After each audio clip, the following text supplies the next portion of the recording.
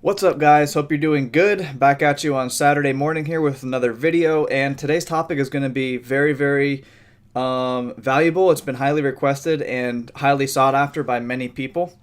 And the topic is, what are the three, or if I had to boil it down, of all the things that are involved in an Amazon FBA business, what are the top 2 or 3 things where I see people going wrong the most, and things that you need to avoid and take into consideration when you're first getting into this business, when you're launching a product, when you're picking a product, and just things to keep in mind so you can just come out of the gate and crush it and not have to worry about all of the stuff that people like me and many others have had to figure out on their own, right? So that's kind of the point of this video.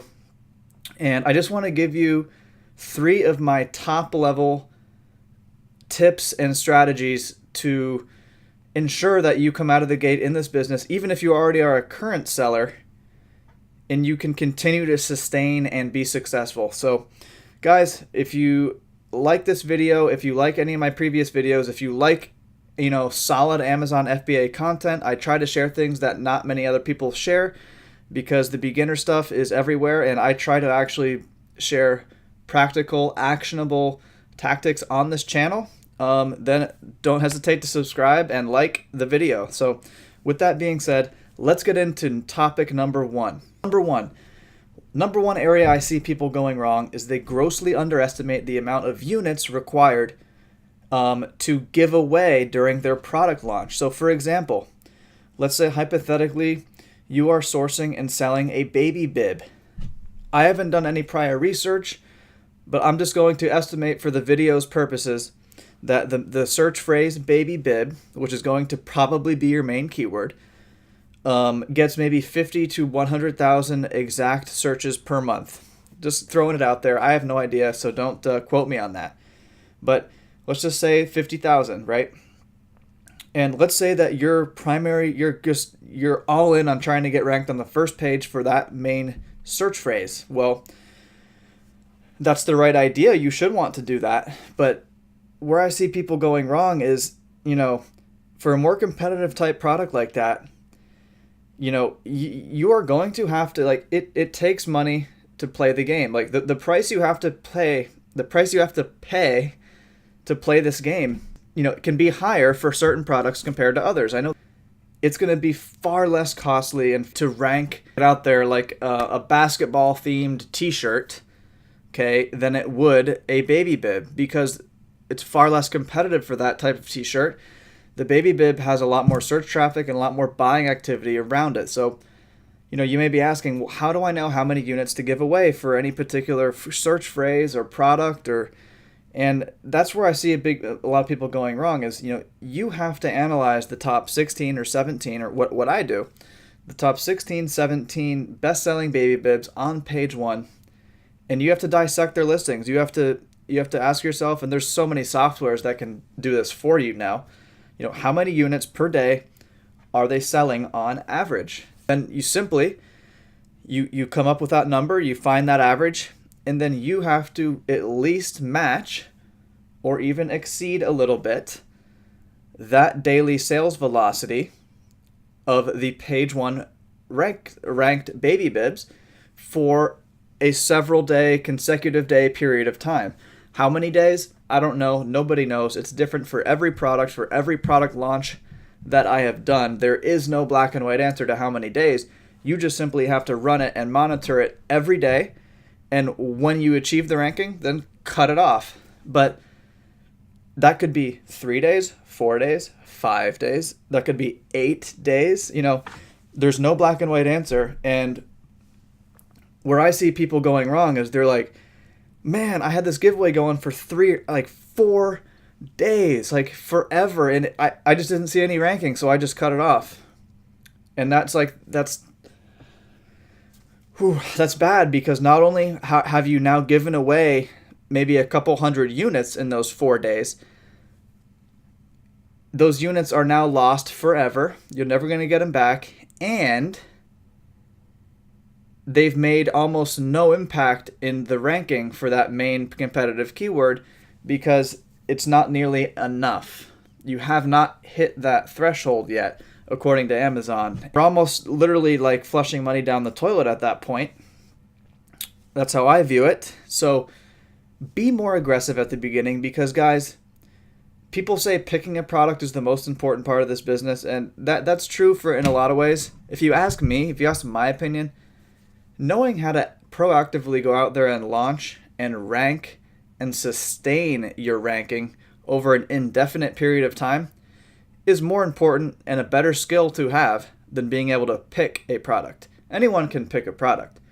Who actually has the skills and the knowledge to rank and sustain that ranking for years to come and actually build a real business? That is the hard part, not picking the product. Picking the product is the easy part. There's a million products out there that I could go and source today if I wanted to, that I could find like this, and so could you. Where the mastery comes in is being able to launch, rank, and sustain. And that leads me to number two. Number two in this three sort of mistakes list is sustaining. I see people get, and I was one of these people too, right?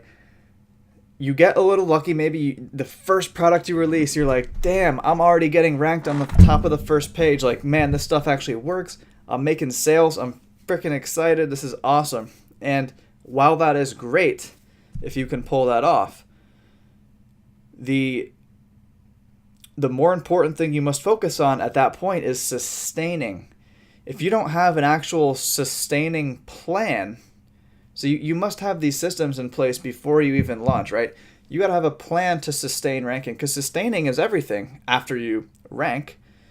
Okay, if you want to build a truly long-term profitable business, you must sustain.